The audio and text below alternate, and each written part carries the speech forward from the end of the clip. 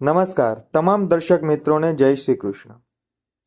જીવનનું સાચું જ્ઞાન જે આપણને શ્રીમદ ભગવદ્ ગીતા શીખવે છે. તમે બિનજરૂરી ચિંતા કેમ કરો છો? તમે બિનજરૂરી કોનાથી ડરો છો? કોણ તમને મારી શકે છે? આત્મા ના તો જન્મે છે અને ના તો મરે છે. જે થયું તે સારા માટે થયું. જે થઈ રહ્યું છે તે સારા માટે છે અને જે થશે તે પણ સારા માટે જ હશે.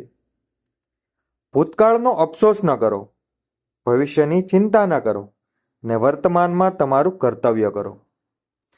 તમે એવું શું ગુમાવ્યું છે જેના માટે તમે રડી રહ્યા છો? તમે એવું શું લાવ્યા છો જે તમે ગુમાવી દીધું? અને એવું શું બનાવ્યું છે જે નાશ પામ્યું? તમે કંઈ તમારી સાથે લાવ્યા નથી અને તમે કંઈ તમારી સાથે લઈ જશો નહીં. તમે જે કંઈ લીધું તે અહીંથી લીધું. જે કંઈ આપ્યું તે અહીં જ આપ્યું. જે કંઈ લીધું તે તમે તેની પાસેથી જ લીધું. તમે જે કંઈ આપ્યું તે તમે તેને જ આપ્યું. તમે ખાલી હાથે આવ્યા અને ખાલી હાથે જ જશો. જે આજે તમારું છે તે ગઈકાલે કોઈ બીજાનું હતું અને કાલે બીજા કોઈનું થઈ જશે. તમે તેને તમારું માનવામાં મગ્ન છો. આ જ સુખ તમારા બધા દુઃખનું કારણ છે. પરિવર્તન. પરિવર્તન એ દુનિયાનો નિયમ છે. જેને તમે મૃત્યુ માનો છો તે જ જીવન છે.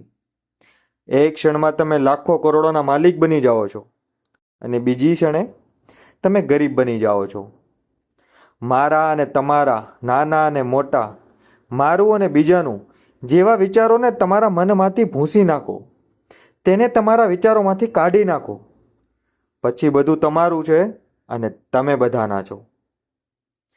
આ શરીર ન તો તમારું છે અને ન તો તમે આ શરીરના છો. આ શરીર અગ્નિ, પ્રકાશ, પાણી, હવા, પૃથ્વી અને આકાશથી બનેલું છે અને તેમાં ભળી જશે, પરંતુ આત્મા નિરંતર છે. તો પછી તમે કોણ છો? તમે અવિનાશી, શુદ્ધ, સભાન, આનંદમય આત્મા છો. ભગવાનને સમર્પિત થાઓ. આ શ્રેષ્ઠ આધાર છે. જેઓ આ આધારને જાણે છે તેઓ ભય, ચિંતા અને દુઃખથી કાયમ માટે મુક્ત છે. તમે જે પણ કરો છો તેને પરમાત્માને અર્પણ કરો. બ્રહ્મ બનો. પરમાત્માની પૂજા કરો. વાસ્તવિક સ્વરૂપનો યોગ પૂર્ણ કરો. આમ કરવાથી તમે જીવનમાં મુક્તિનો આનંદ કાયમ માટે અનુભવશો.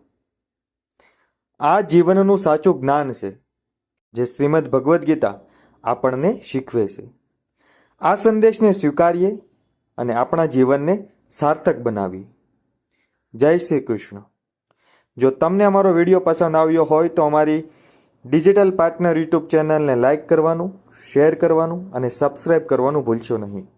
ફરી મળીશું એક નવા વિડીયોની સાથે. ત્યાં સુધી જય હિન્દ, જય ભારત.